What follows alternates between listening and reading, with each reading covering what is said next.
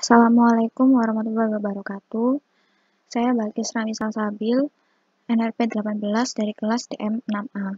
Di sini saya akan menjelaskan rangkaian sequence control elektropneumatik. Sequence control sendiri itu merupakan kontrol yang diberikan berdasarkan serangkaian proses yang berjalan atau berdasarkan urutan tertentu. Rangkaian sequence ada dua. Yang pertama, rangkaian sequence dengan menggunakan relay dan rangkaian sequence tanpa relay. Yang pertama, saya akan menjelaskan rangkaian sequence tanpa relay. Di sini sudah ada rangkaiannya. Saya menggunakan fluid sim untuk membuat rangkaiannya. Pada rangkaian sequence tanpa menggunakan relay, apabila tombol Start S1 ditekan, maka arus listrik akan mengalir dari power supply menuju solenoid Y1. Nah, setelah solenoid Y1 aktif, akan menggerakkan piston A bergerak maju dan mengaktifkan limit switch S2. Nah, setelah limit switch S2 aktif, maka akan mengaktifkan solenoid Y3, di mana apabila solenoid Y3 telah aktif, maka silinder B akan bergerak maju dan menyentuh limit switch S3. Setelah menyentuh limit switch S3,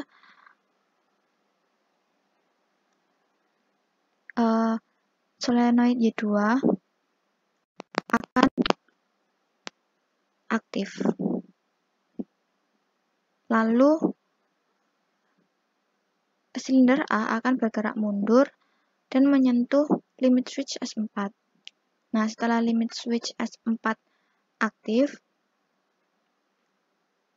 maka Y4, solenoid Y4 akan aktif dan mengakibatkan silinder B bergerak mundur.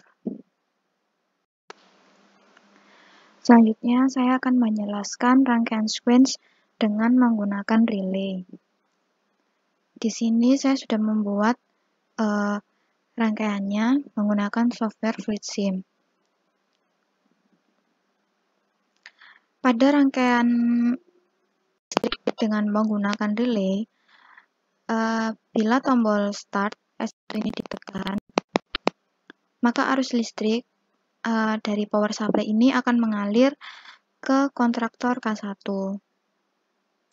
Yang kemudian, relay pada K1 ini akan mengaktifkan solenoid Y1, atau bisa dilihat di sini. Lalu piston A akan bergerak maju dan menyentuh limit switch S2. Nah, apabila limit switch S2 telah disentuh, maka kontraktor 3 atau K3 akan aktif. Sehingga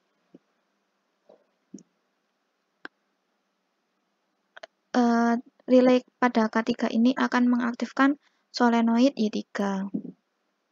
Nah, setelah solenoid Y3 aktif, piston B akan bergerak maju dan akan menyentuh limit switch S3.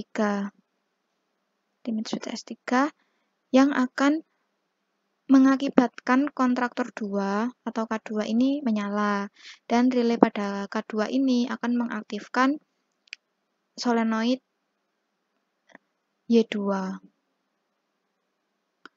Jika solenoid Y2 ini aktif, maka piston A akan bergerak mundur.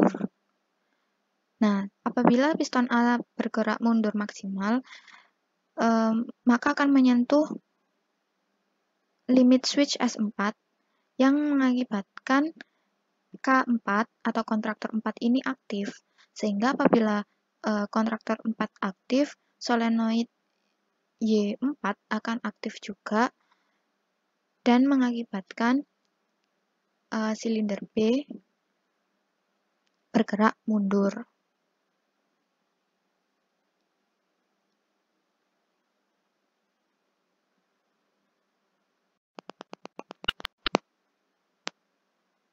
Sekian rangkaian sequence dengan menggunakan relay atau tanpa menggunakan relay yang dapat saya sampaikan.